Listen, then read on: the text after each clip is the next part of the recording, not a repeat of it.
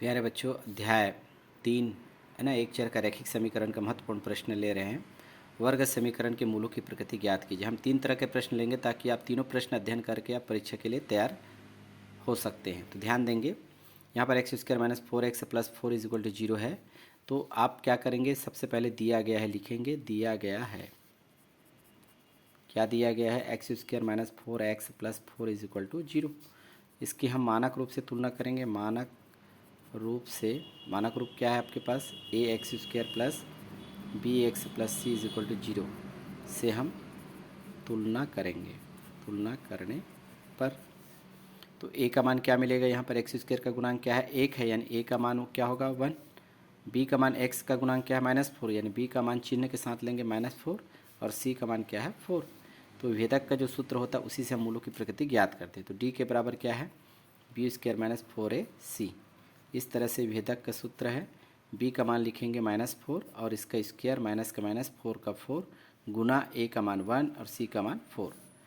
d बराबर, यहाँ पर कई बार बच्चे गलती करते हैं -4 का स्क्वायर, यदि इसका आप 2 बार गुना करेंगे तो हमेशा प्लस ही आएगा।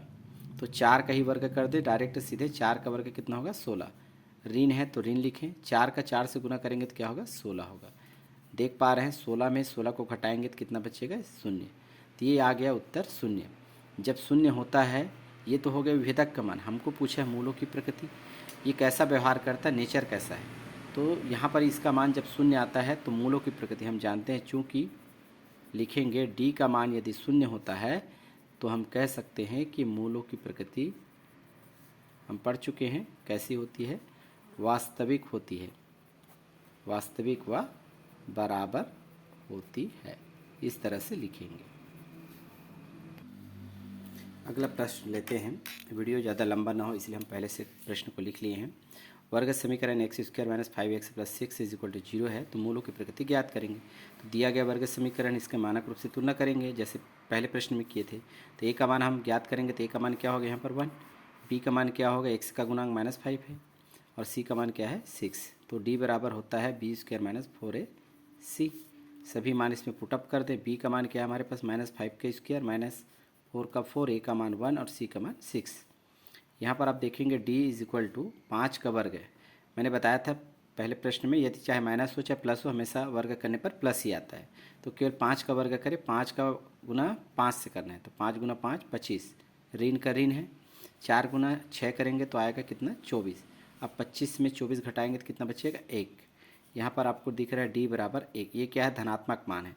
और हम पढ़ चुके हैं, चूँकि d बराबर जो 1 आया है वो किससे बड़ा है, 0 से बड़ा है ना, 0 से बड़ा है। अतः मूलों की जो प्रकृति होगी, मूलों की प्रकृति वास्तविक होगी व असमान होगी। असमान को हम भिन्न भिन्न भी कहते हैं, असमान होगी। ये आपका आंसर है। एक और प्रश्न लेते हैं,